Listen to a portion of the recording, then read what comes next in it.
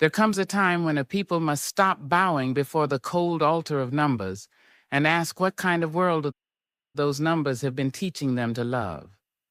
There comes a time when a nation must look at its dashboards, its targets, its rankings, its reports, its polished tables of progress, and ask not only, what have we measured, but what have we forgotten to feel?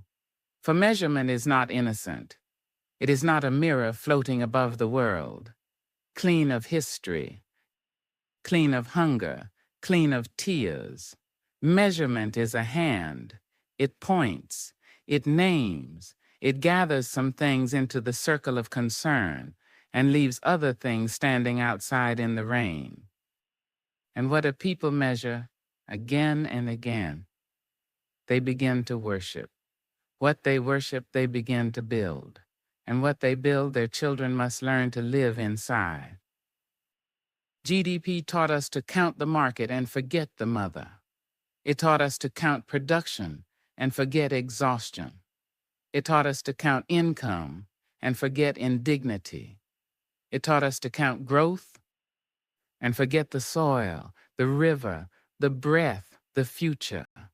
And now we say, we must go beyond GDP. Yes, we must, but if we carry the same cold gaze into a wider dashboard, if we measure well-being with the same hunger for control, if we measure trust only to manage legitimacy, if we measure sustainability only to protect the machinery of extraction, then we have not gone beyond GDP. We have only taught GDP new words. We have dressed control in the language of care. We have placed flowers on the desk of the technocrat and called it transformation. No, the question is deeper now. Not only what do we measure, but who is measuring? From what wound? From what fear? From what distance? From what hunger for certainty? From what longing for control? And toward what form of living does the measurement bend the world? A number can be a cage. A number can be a doorway. A dashboard grounded in fear will become surveillance. A dashboard grounded in competition will become ranking. A dashboard grounded in institutional self-protection will become performance theater. A dashboard grounded in care may become repair. A dashboard grounded in humility may become listening. A dashboard grounded in love of life may become a lamp held low enough for the forgotten to find their way into the room. So let us be practical. Let us take one ordinary number. A city surveys a poor neighborhood and asks the people, "Are you satisfied with your life?" And the people say, "We are managing." They say, "We are all right." They say, "We cannot complain." But listen carefully. Sometimes satisfaction is not flourishing. Sometimes it is survival that has learned to lower its voice. Sometimes people say they are fine because they have been punished for saying they are not. Sometimes a community reports contentment because its imagination has been disciplined by deprivation. Now watch the technocratic mind. It looks at the number and says the neighborhood is coping. The services are sufficient. The budget can be reduced. And just like that, a number becomes a knife. The suffering that had adapted itself to silence is now used as evidence that silence is acceptable. But relational biology asks another question. It asks, what relations produce this answer? It asks, what has this community had to stop expecting? What dreams were trimmed to fit the cage? What care was withdrawn? What transport failed? What clinic closed? What school was neglected? What air was breathed? What food was affordable? What violence was normalized? What forms of dignity were denied so long that people learned to live without naming them? Now the number is no longer a verdict. it is an invitation. The survey does not close the conversation. It opens it. The community gathers. Residents speak, caregivers speak, children speak, elders speak, nurses speak, workers speak, and those who were once data points become interpreters of their own lives. And the question changes, not why are these people not performing better, but what conditions have we built that make flourishing so difficult? Not how do we manage this population, but what must we repair so this community can breathe? That is the difference between technocratic control and relational biology. Technocratic control says measure, compare, rank, manage, report. Relational biology says measure, reflect, converse, recoordinate, repair, conserve life. Technocratic control stands outside the world and commands it. Relational biology remembers there is no outside. The policymaker lives in the same atmosphere as the child. The investor drinks from the same watershed as the farmer. The minister's budget becomes the nurse's exhaustion. The planning decision becomes the worker's commute.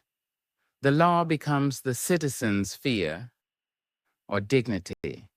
The school timetable becomes the family's mourning. The food system becomes the body. The digital system becomes the mind. The neglected river becomes the nation's blood.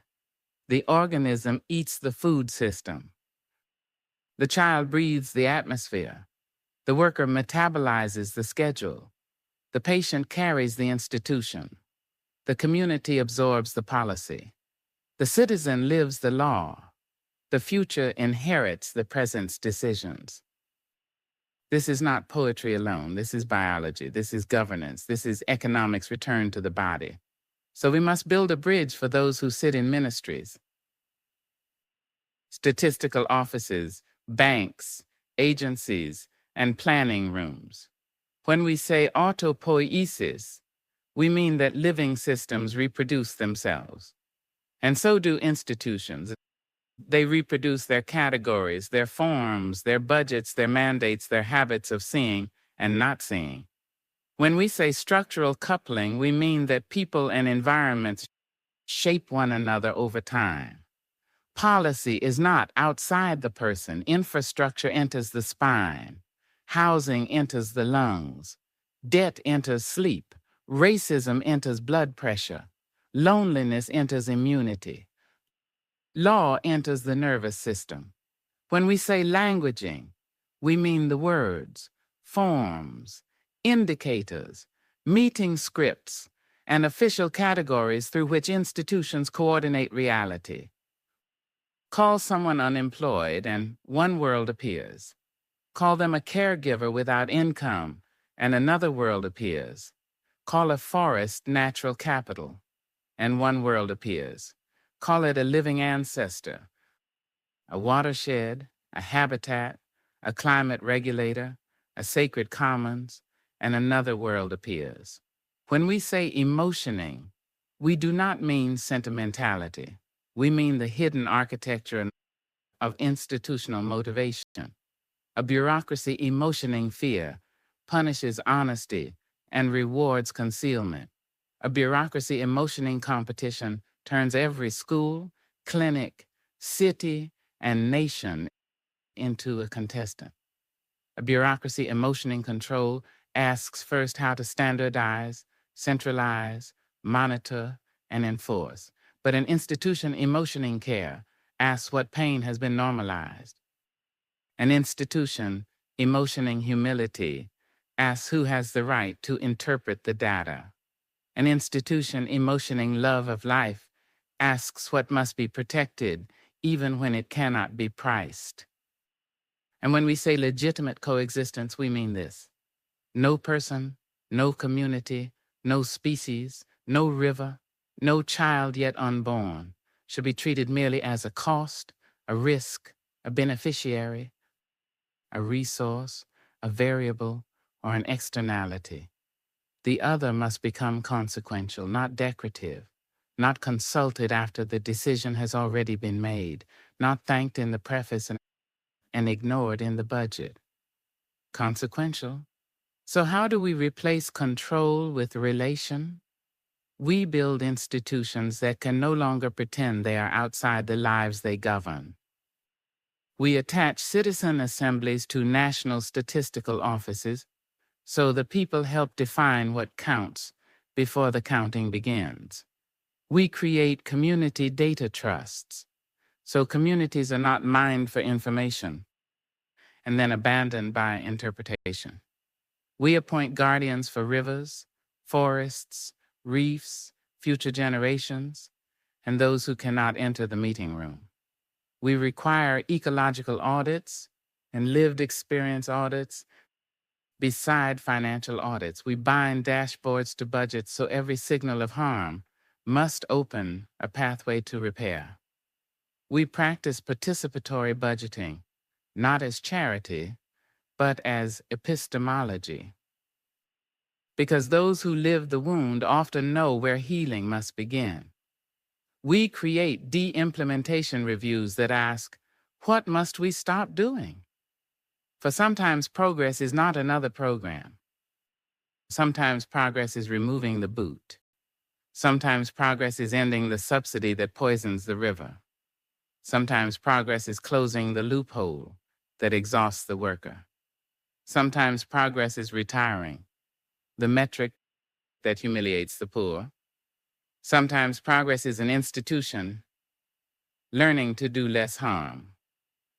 And this is where humility becomes real.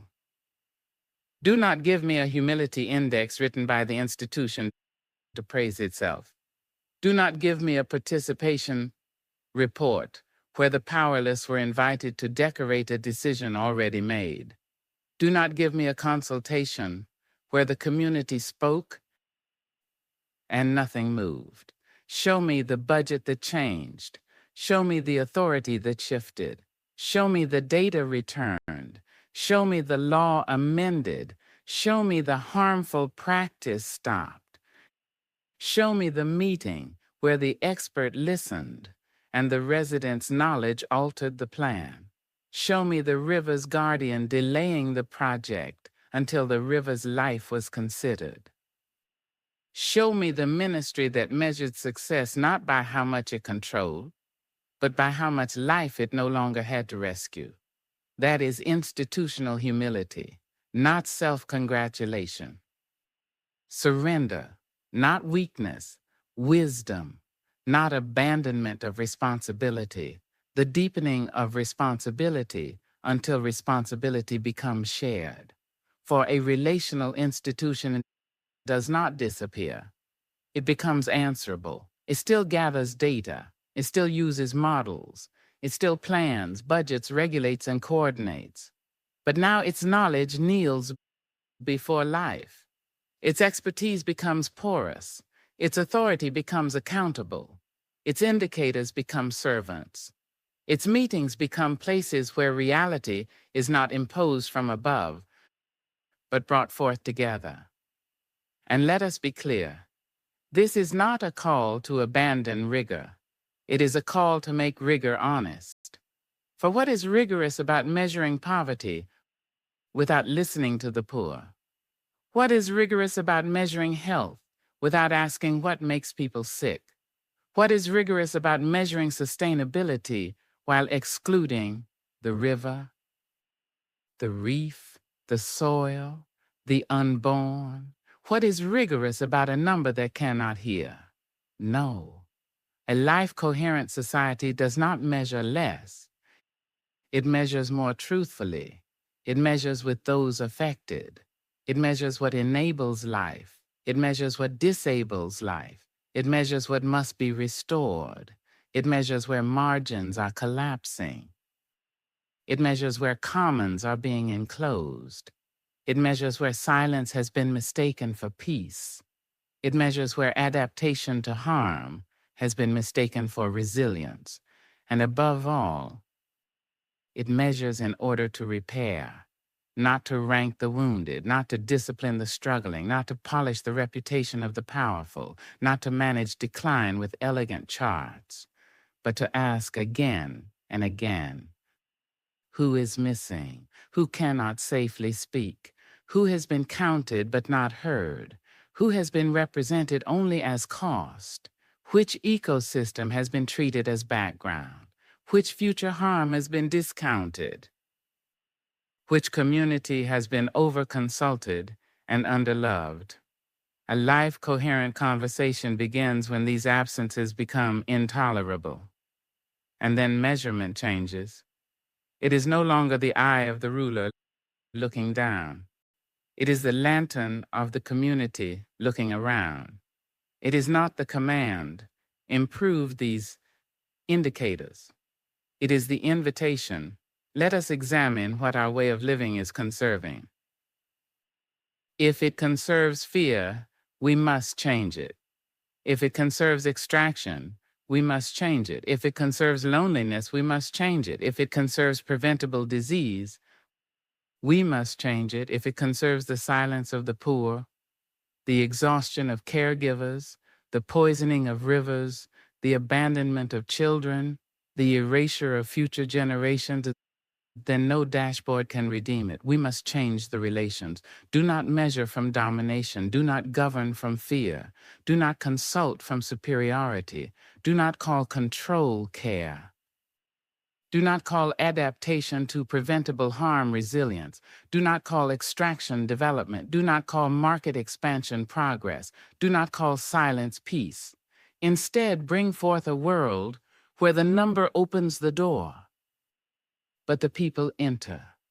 Bring forth a world where the dashboard does not replace the circle, where the expert does not erase the elder, where the statistician sits with the nurse, the farmer, the child, the disabled person, the migrant worker, the reef scientist, the grandmother, the river guardian, and the future. Bring forth a world where policy remembers the body, where economy remembers the household, where law remembers dignity, where technology remembers touch, where governance remembers humility, where progress remembers life. The work before us is not merely to build better indicators. The work before us is to become better observers. Observers brave enough to see the scratch on the lens. Observers humble enough to clean it. Observers loving enough to ask not only what world our measurements describe, but what world our measurements are helping to bring forth. For the world is not waiting to be managed like a machine. It is waiting to be met as living relation. And when we measure from that place, when we converse from that place, when we repair from that place, then measurement may yet become not an instrument of control, but a practice of liberation. Not a map of our own blindness, but a covenant with life.